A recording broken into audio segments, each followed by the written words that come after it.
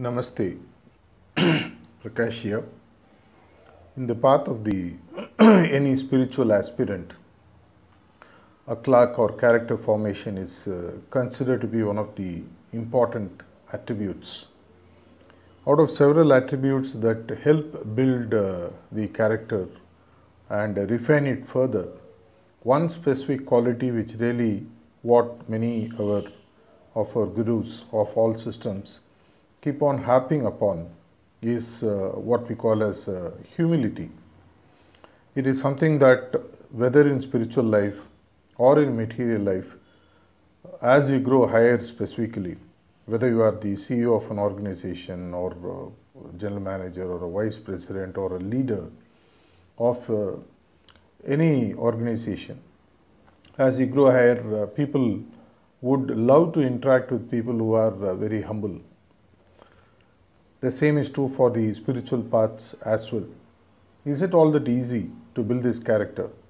While many people externally fake it and act as if they are humble, it's not all that actually an easy task.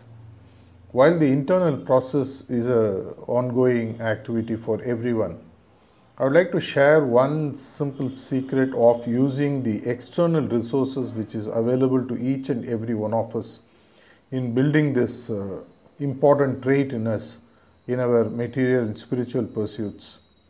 How do we build humility? The secret for this has been revealed by none other than Lalaji Maharaj when he spoke about the famous three dictums of Ilat, Gilat and Zilat. The first two are quite known to many of us, and the third, of course, technically or theoretically is also known to us. Zilat means being open to criticism. The more we receive criticism, the better we keep getting grounded.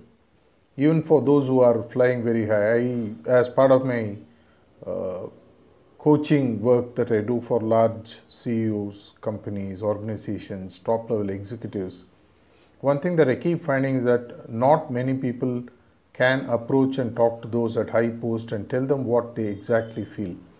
And this in fact sort of becomes a blind spot for many top level executives and CEOs because they never get to listen to what people actually think. It also makes them believe that they are infallible, they cannot fail, and when suddenly a huge failure hits them, they really don't know how to manage. The symptoms were coming but they didn't see it, mainly because they don't have anyone who can come and share. It is also our ego which prevents us from taking criticism. Imagine if you are surrounding yourself either with your spouse or your children or with your partners in business or with the people who are very close to you at work or your friends even. Allow them to freely give you inputs. You don't need to go and seek. You don't need to go on asking people to come and crucify you. But when people give you inputs, even if they are candid inputs, take it in your chin, as they say, chin up. Because the more you are ready to listen, the more people will share.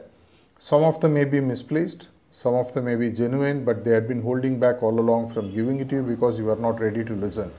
But the more you are ready to listen, you will be surprised to find that more and more people are ready to share.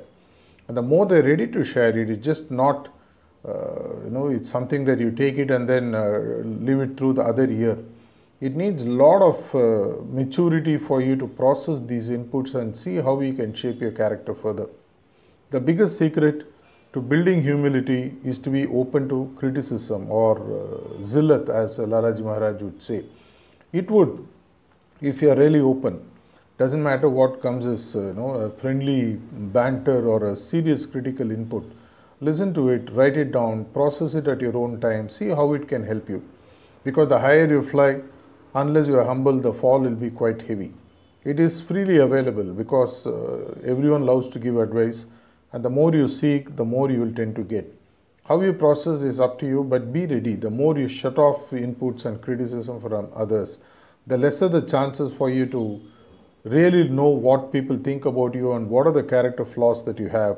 And one of the biggest flaws might be that you are not ready to listen, and your ego stops you from listening, and that keeps thinking you that you are really great, giving you a false pride and a false ego that you are really great. And when the fall comes, really it comes with a very big thud. So start with very simple steps. Listen to one or two people whom you trust initially. Then get open. You don't need to go and seek openly asking people to come and throw stones at you. But when people do give you insights, take it with a smile, cheerful acceptance, write it down, and process at your own convenience to find what it really has to offer and how you can actually become more humble. Humble leaders, please believe me, are people very scarce, not very easily you can find, but these are the people really love to follow the most. Are you listening? Would you be interested really in thinking about it? I wish you the very best in this journey of becoming more and more humble. Thank you.